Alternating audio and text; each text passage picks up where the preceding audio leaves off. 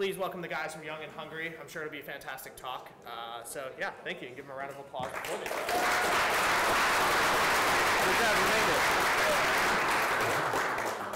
Can you guys hear me okay? Is it good? What? Test. Can you guys hear me? We're just trying to figure out what the right volume level is. I just want to say, like, thanks so much for coming out, everyone. I'm Alexander, and this is Mike, and we've been to this event a few times. It's a really, really cool event, and you know, those guys work super hard to put it on, and I just want to thank them, all the sponsors, and then also Gustavo, who I don't know if he might still be looking for a microphone, but he asked us personally to come, and he's kind of helped us figure out what we're supposed to be doing up here. So just wanted to say thanks to him. We got asked a few months ago to do this talk, and I think we tried to figure out like what it is we could bring to the table. There have been some really awesome people and really awesome companies up here, and we wanted to really find something that we could talk about that might help people understand what it is that we do. And so we just decided to come up here today and kind of talk about our overall process as a studio and kind of as a design workshop, and just talk about what we believe about design, and kind of have an open dialogue. We really want you guys to feel like you can ask questions at the end, challenge us if you feel like what we're saying is totally bullshit, and you know, just like we really, really are excited about the community in Denver. We care about it a lot, and we just want to cultivate that here and make everyone feel like, you know, they can participate, because they totally can. With that being said, Young and Hungry is a small design studio. We're based here in Denver. We really focus on unique identities and digital experiences, websites, digital products, apps, stuff like that. We established ourselves in February 2013, so we're almost 2 years old. We'll see if we make it.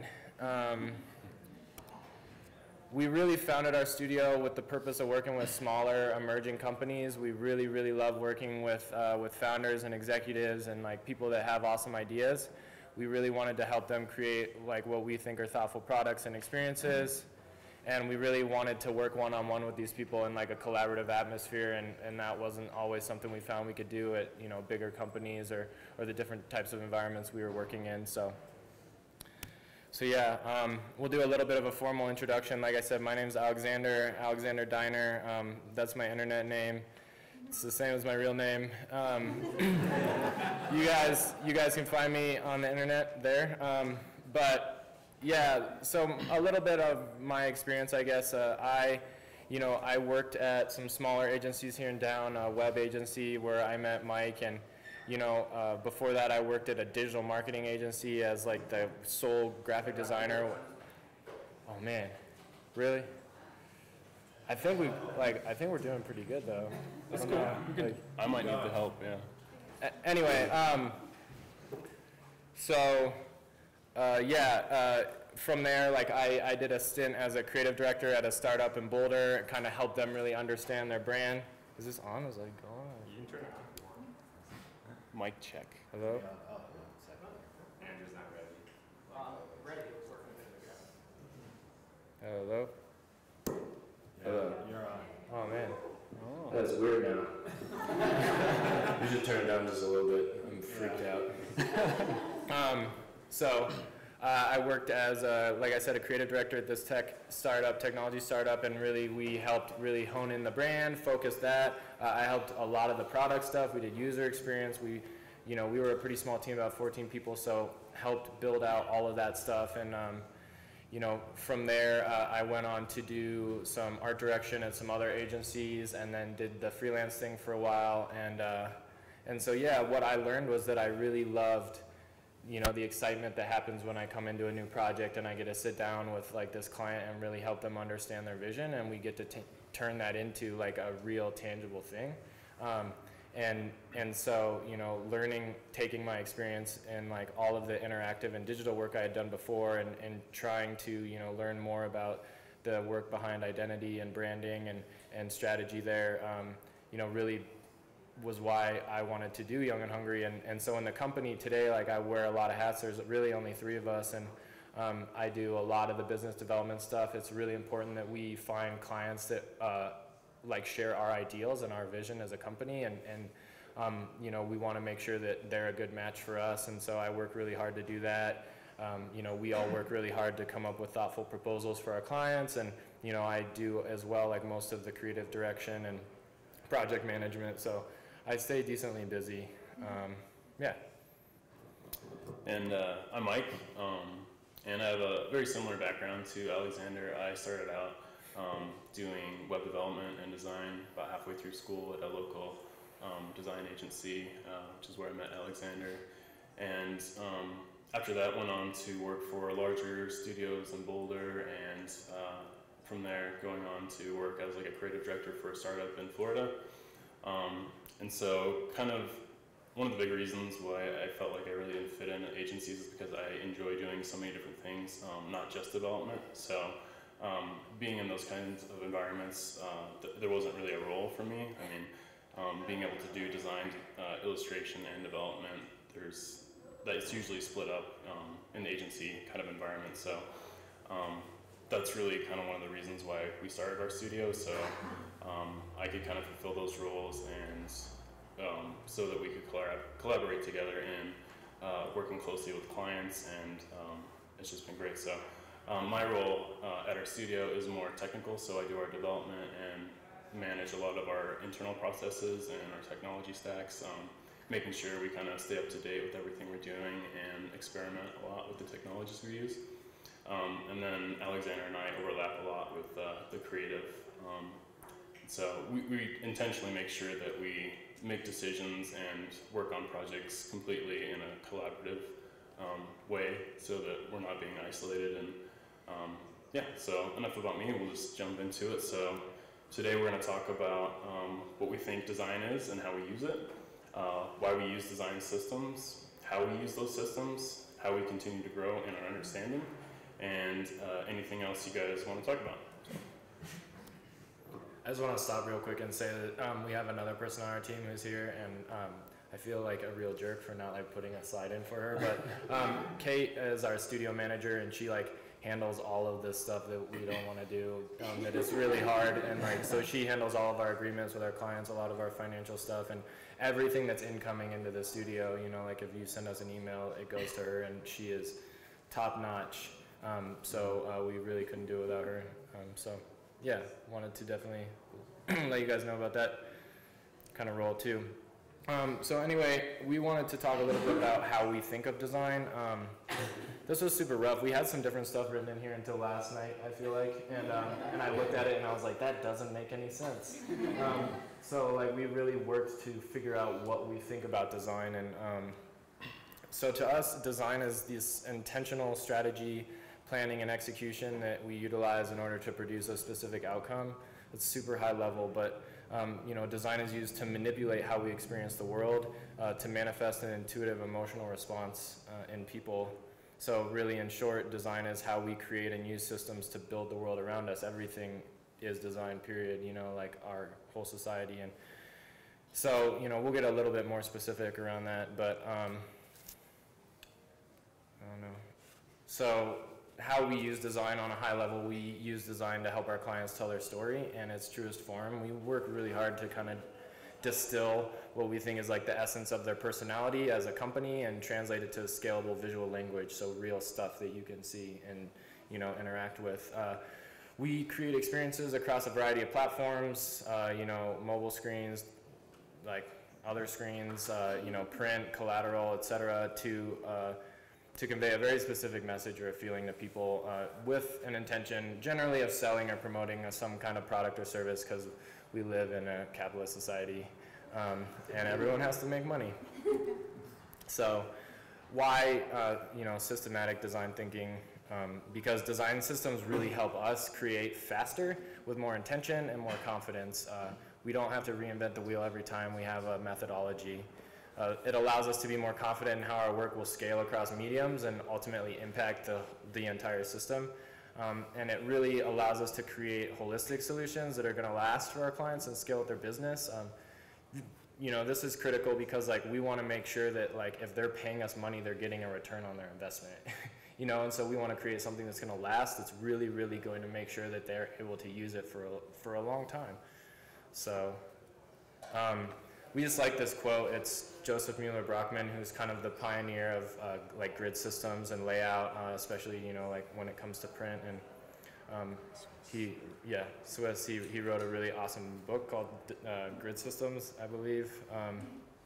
Anyway, he said constructive design, which is capable of analysis and reproduction, can influence and enhance the taste of a society in the way it conceives forms and colors. It's really basic, but like if it's, you know, put together right, like design systems really should be able to be reproduced and should be able to be analyzed and should really affect the way that we think and feel about things, you know, and we shouldn't have to think about it as a society, which is a little weird, but, you know, whatever, so.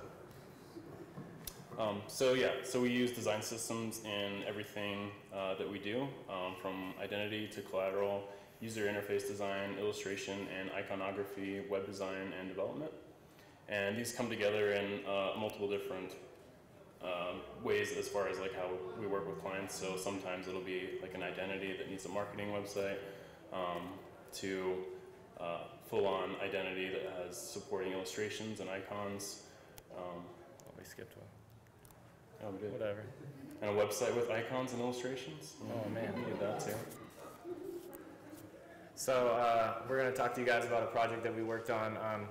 Our friends who know us or people that follow us maybe have seen this project. I think we only take on like a select amount of projects every year because we're super small, and we like to like really be able to focus on stuff. And School Runner was a really fun one for us this past year. It was a big project for us, and we really, really liked the client, you know, the people that we got to work with. So anyway, School Runner is a company. They actually used to be based here, so if you guys ever worked at Galvanize, then you might know them. But holistic approach to education software for teachers and employees to track information and compare live data for their student body. If you've ever worked with like educational admin software, you'll know that like it really sucks. It's super bad. And so like this guy by himself had come up with like an entire system, like this brand new kind of approach to how to use this. It was really simple. It was really holistic in the way that it worked. And he had built it all by himself, and it was awesome. He needed to develop it and, you know, turn it into like a real thing. So we worked with them on the identity system, the brand collateral, the website, the strategy of the product, you know, down to the, you know, specific user experience and the design of the interface of their product.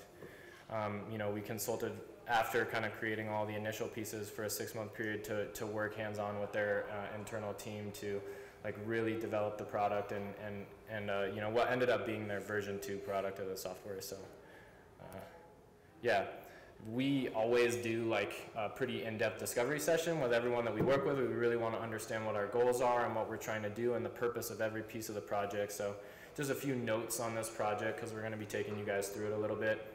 They really want it to be fun and approachable, but not too childish. More whimsical than serious, but still professional. So it's a little bit like difficult point to hit. The client said to us, I want a teacher who stumbles upon this to go, holy fuck, why don't I have this? But I want a school admin to look at it and say, like, this looks like a responsible, real organization, you know? So this company, you know, the first year they managed to bring in 7,000 students into the platform. The second year was 50,000 students. They are many, many multiples of this now, like going into their 3rd year. They've experienced huge growth, and they needed to have preparation for that in a system that would scale with it. So we'll start you guys with the identity. You know, we really feel that the discovery process should provide the purpose of each project and the personality to be conveyed, like we just spoke to. We work to translate this personality and purpose into a personable visual language. You know, colors, type, lines, shapes, you know. And we establish these identity elements, systems, and how to use them properly. So like I said, you know, all of those different elements coming together. This specific project, they wanted to see a few different options up front. So we worked on the mark, and these are just some of the options that we worked on. And, you know, we have this pencil monogram. It says S for School Runner, and, you know, the pencil easily conveys kind of students, homework, schoolwork. The second one is a school with a graph in it, you know. And the third one is very literally a student running or a school runner. So this was really fun to work on. They really loved the pencil monogram. We thought it was super fun and really simple, and so we refined it a little bit, and we worked hard to create a logo type to work with it. We ended up using this really nice, clean, geometric sans serif typeface. It's called Sharp Sans. If you're interested, it's great. And we, you know, we just worked to find something that was going to be clean and like kind of have a feel that was somewhat mathematical, but also, you know, had some unique characteristics about it. So that's why we chose it.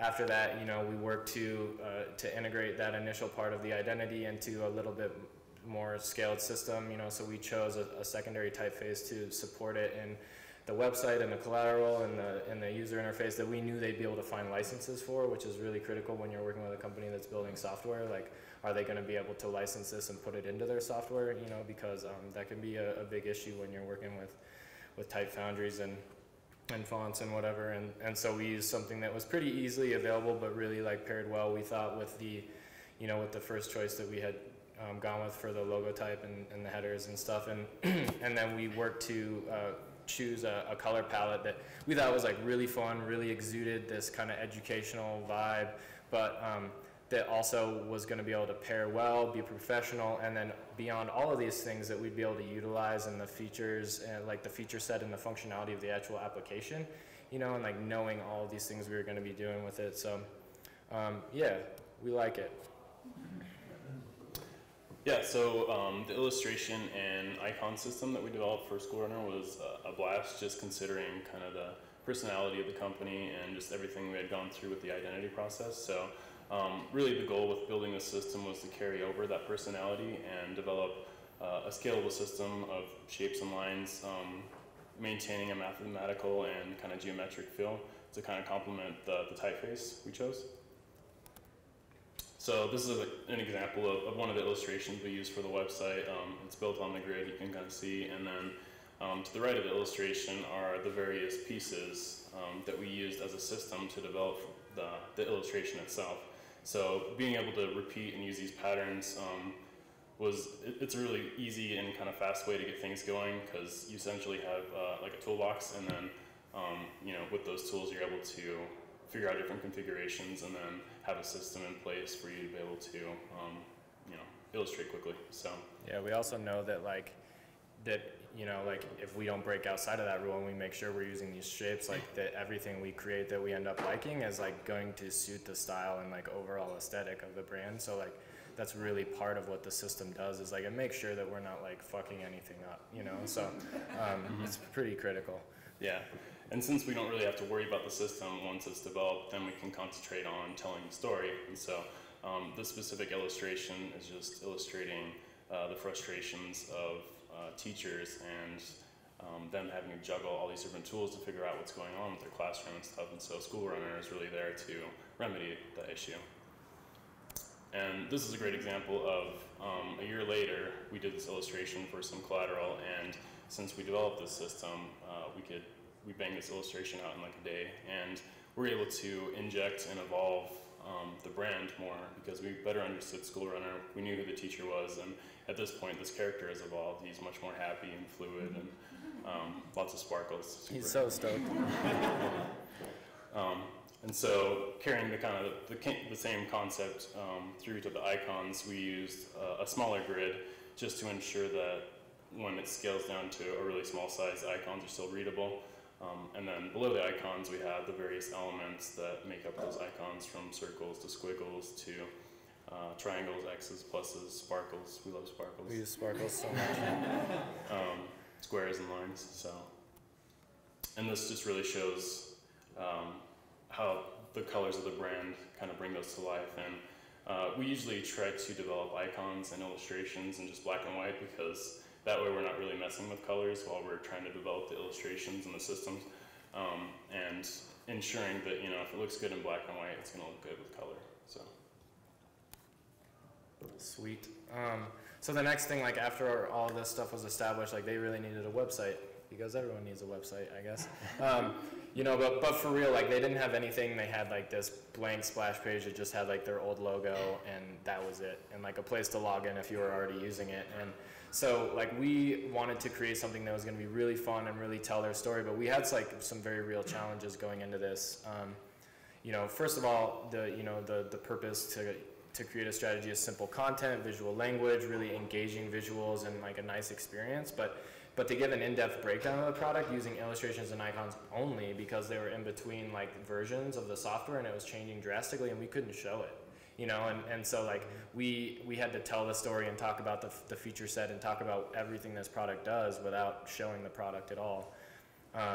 You know, and we needed to design the site so that the structure and hierarchy would be scalable to multiple pages and a lot more content later on. Like we knew the company was going to grow, we knew the product was going to grow, we knew that everything was going to change, and we don't want to have to completely rebuild a site like every year, every 2 years. We want something that we can build upon. So they're not going to be like throwing money at it every time either. You know, like we need to think of their needs as well. So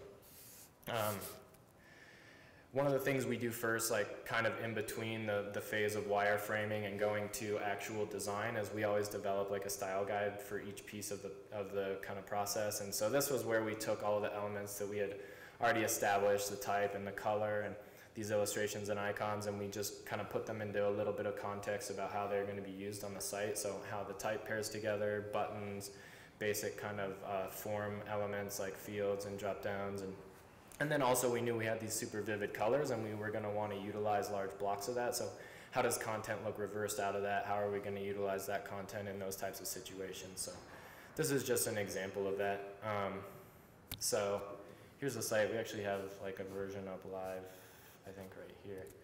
So we really wanted to like use these illustrations we had developed to kind of create like this little bit of like a chaotic feel, but like not too crazy. And you know, these elements, like these different pieces of kind of this system, and you know, as we go down, start to tell this story about data should make your job easier and not harder. And you know, you have this teacher and he's just like really bummed. He's like, this is so hard, everything's complicated, I have 4 arms and I shouldn't even have 4 arms. You know, and like later on, like all the student data you need in one place. It's so simple, everything's stacked so clean, everything's working perfectly, my globe is spinning like forever. And everything's sparkling because it's beautiful. And you know, like we go on to talk about like the feature set and all these different things that they do. You track academics, attendance, behavior, all of these different things. You have live business intelligence and analytics and all these things, as well as they had a lot of people that were working with them at the time, and we wanted to showcase that. So everyone they work with is like really stoked on what they do, so we wanted to talk about that, and then also what their vision is as a company, because they're really cool people and they do good things, and they're trying something different. So so that was like, that's the first version of the site. So you know, we kind of had this long scrollable thing too, where you can see all the different pieces. But also, whenever we build a site, like no matter what, period, no excuses, we always develop our websites to be responsive. So, you know, it looks pretty fantastic on a tablet and really good on a phone, and you guys can see it if you want, schoolrunner.org. But it was just a fun project, and we wanted to show you guys like what it looked like on the phone. So, you know, a really important part of working with a client in this way is to build out like collateral. With them, they were growing immensely as a company. Like every time we talk to them, every week we check in, they'd be like, we hired another person, you know, like we hired another developer. We have, I'm trying to remember what they call them, happiness coordinators. That's like what their service people are, and they're awesome. They find like the best people to like work one-on-one with these teachers and get them onboarded into the system. And so we wanted to really carry the personality, the ideals of this company to Branded Collateral to really help cultivate their internal culture, like cool swag and stuff, but also recognizability outside and, you know, in the real world when they're marketing, when they're at conferences and whatever. It's really important to understand like how design systems change for the context of each element. Collateral can be really weird, like you have really traditional collateral like business cards and letterheads. You're going to be recognizing the brand from that. So really to create unique and interesting stuff. This is a business card. You guys have seen these before. We really wanted to carry like the simplicity of the company and like really their approach to data and like ease of use, and like that's just who they are, and it's really easy to get hold of them. But we use this color strip throughout a lot of the stuff. I mean, it's in the actual product, it's in the site, and it kind of gives it like just this little, this piece of the brand in this white space. And that's Charlie's actual email if you want to talk to him. So I don't know if that's really his phone number, but you can try it. We did tote bags because we think tote bags are would be a really cool item for teachers and students and stuff. You can carry books and other stuff. But we wanted to use this little blissed out teacher character to really show this feeling of data bliss, which was this term we had coined. Lots of sparkles again, and just see how that would look. And then because they're a cool startup, they needed cool startup t-shirts, so we worked to develop those. So that's just a few of the items that we worked on. The user interface portion of the project I think was the most challenging because they already had version 1 of the product built, and the application itself is very deep, has lots of functionality. So our goals was to really develop a flexible user interface system for them to be able to use, and really work with them to fix kind of a lot of the user experience issues, and try to really simplify the functionality and work on really organizing the information so it made sense and it was usable to the teachers. So. Yeah, I mean, you should know, because they're dealing with so much stuff, they're dealing with test assessments, they're dealing with attendance, behavior for thousands of students, it is such an information-rich, product, and, there's so much going on, and, they really want it to be simple and easy to use, which is, a huge challenge. And so, and they wanted it to be really clean, so we needed to really figure out, how are we going to let it breathe, but how are we not going to make you scroll too much, and how are we not going to hide stuff that, we shouldn't be hiding, and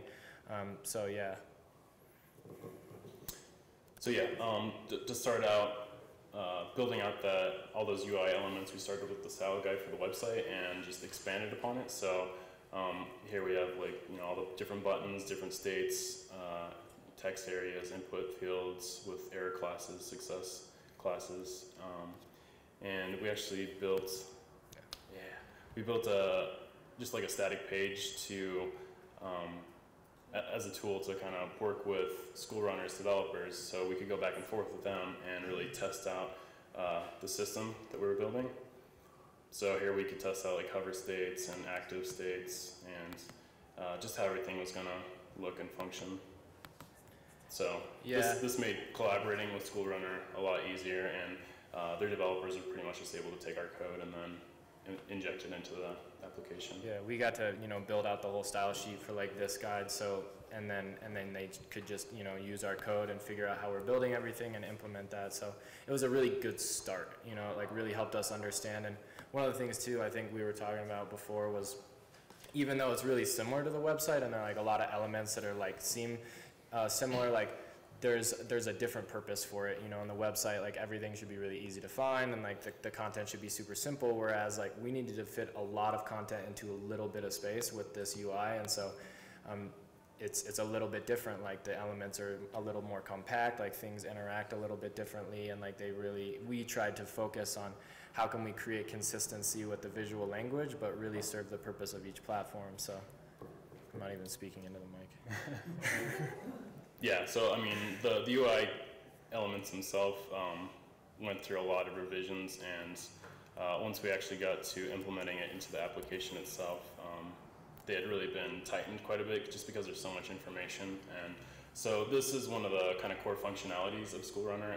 This is the import assessment page. So a teacher is essentially able to take a CSV and drop it into the page, and then it just digests all the information and makes it so that the teacher is able to understand what's going on with that specific assessment.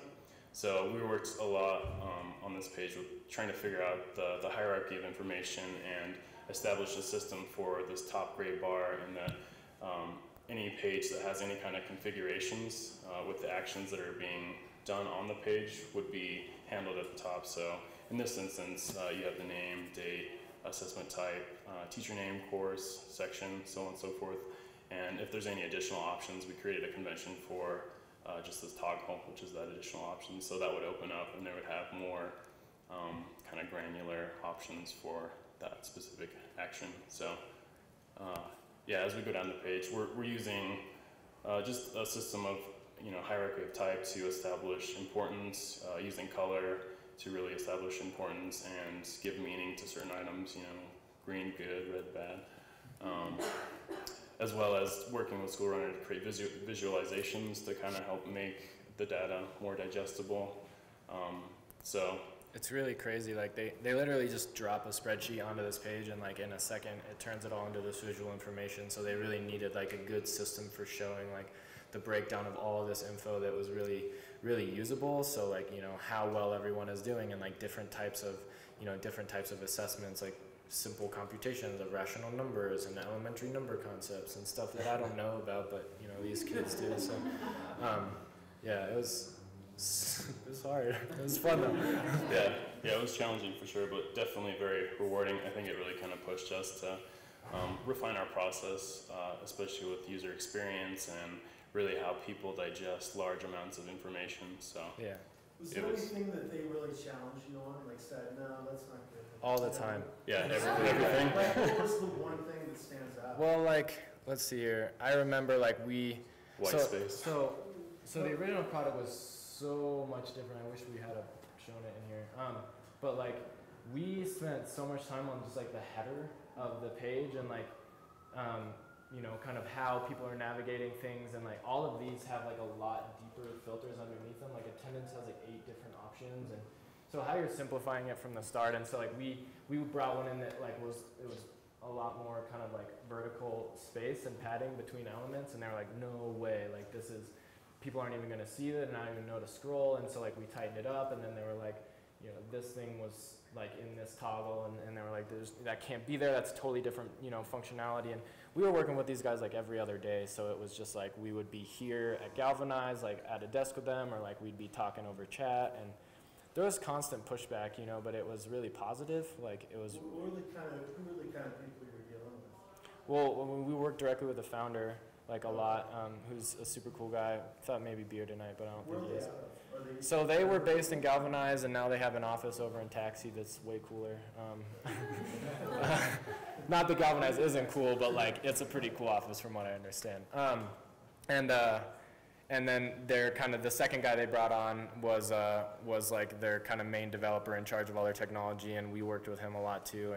And then like as they grew, because they grew really fast, like we ended up working with a team of like 5 or 6 different developers, and like some were on mobile and some were on, this. So one of the other things we did was like we translated that into a full mobile interface, and like how that worked on a phone, so they could do that. Yeah, and we worked in kind of very a long-term kind of relationship where we would be working with them on their code. So there was a lot of kind of back and forth, and we had different tasks that we were doing, and different sprints.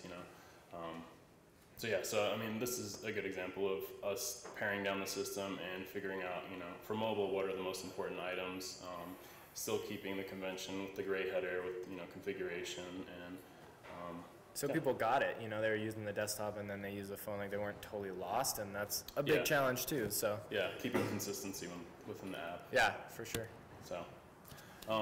So with our front-end development, pretty much how we build the system, from all the previous aspects of this project is we, create a system of variables and functions based off, the site design and identity materials, and really take into consideration kind of long-term and short-term goals. So, doing all the hard work up front, making sure that a system is in place that will be able to handle scalability and, the future of the project itself. So this is just a good example of us taking the brand guidelines or the web styles and then converting them into code. So on the left-hand side is the typefaces, colors, and then hierarchy of type, and then on the right-hand side is a bunch of Sass variables. And if you don't know, Sass is just a preprocessor for CSS. So this is how we manage the front ends of all of our development. So in the middle, you can see all the different variables for the fonts, colors, font sizes, and then gutters that we use for the grid system. And then on the right-hand side, it's a little complicated, but we have a mixin, which is just a function for Sass that we essentially take in a number of different variables and then iterate through an array of columns that we set up for the grid. So in this case, there's 12 columns, and then once each statement runs through it, it spits out the grid. So below you can see the compiled CSS. So span 1 is 8%, so 1 column, and then span 2, 3, 4. So this, in more of a visual representation, looks like this. So you can see, you know, span 1, 2, 3, 4. So this is kind of just the grid system that's developed from just that one mix-in. So, so the rest of our development pretty much follows that same pattern. You know, we have very abstract configuration, and then try to make everything very modular. So lots of repetition, and try to really kind of simplify things and make sure that we can maintain it and it will scale. So you create your own grid system? Or Yeah, or I mean, any like tied into like the golden grid system or anything like that? no, I think it kind of differs from the project. So Yeah. this project, we're just using like a 12. I mean, we Yeah. really like a 12 column grid. It's pretty Yeah. much what I we're do working too. with like 100% of the time actually. Yeah. You know, like the 12 column grid is really nice. It's divisible by 3 and 4 and 2 and 6, you know, and like Exactly. it allows us to do a lot of really nice things, and I think we use it most of the time. Like we change the gutter width and things, you know, depending on the project, also how responsive it is. Like we have sites that are totally full, you know, window width, and we have sites that have like, you know, obviously a limit of the container or whatever, and all those things affect it. But this code generally, I think, helps us. Like when we want to start a new project, like we have a framework that we just set up that we've built from scratch. So. Well, And you should almost always use a grid system. then Oh, and everything, right? no definitely. question. Yeah, never without a grid system. Yeah, and this mix-in essentially allows us to be able to input whatever variables we want. So if we want to try some really weird grid system, we're able to try that without, you know, having to change any code. Really, we just change the variables. If we want to do something Yeah. really stupid like a 7 column grid, we could try it. Yeah, pre-processing CSS either through SAS or less. Oh yeah, Fully enables it. it's Oh, the yeah. best thing. Life-changing. Yeah, yeah, I agree. Yeah. I mean, I just wanted to point out too, like we wanted to be able to walk you guys through this project, like as you know, in 30 or 40 minutes or whatever. And there's a lot of stuff that like we didn't show, but it's also an old project, and like our process has changed a lot. You know, like we finished up that project probably 6 months or more ago. Yeah.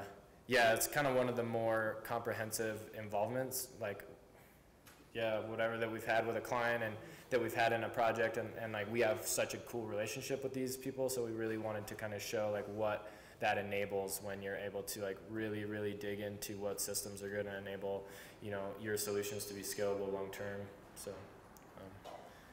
I guess, you know, we wanted to talk about too just some of the ideas behind like how we operate. Like we're literally always changing the way that we do things. Like, you know, we're constantly like learning new things and digging stuff up, and like, you know, we'll come across like a better way to utilize the grid system. And or like, for example, I know Mike was going to mention like, you know, the baseline. You can talk about it. The baseline.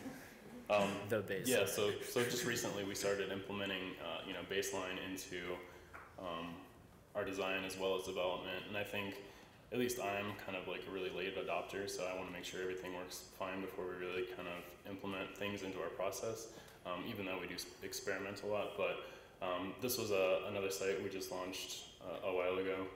That didn't really make sense. We just launched a while ago. We just launched it Yeah. not that long ago. Yeah, but it's a good example of us being able to show, you know, kind of how we're progressing it, and we've really noticed a huge change from implementing this baseline. So this is on a 12 pixel baseline, and this is actually 6 pixels, so we can really be granular. But it really helps with the vertical rhythm, and you know, it's a huge graphic design principle that we just haven't really implemented for good reason too. I mean, the web has progressed so quickly, you know, in the last 5 years that it really wasn't super practical, you know, before the last couple of years. So I think that you want to pipe up. what's up? Go back to that web view. Huh? There you go. How'd you get those sweet overlays in code? Oh, we're using like a framework, right? Yeah, it's just this piece of code you can throw on the header, but That's not the right thing. oh, Sorry, you clicked just the wrong guy. yeah. Sorry, I'm just holding up your. No,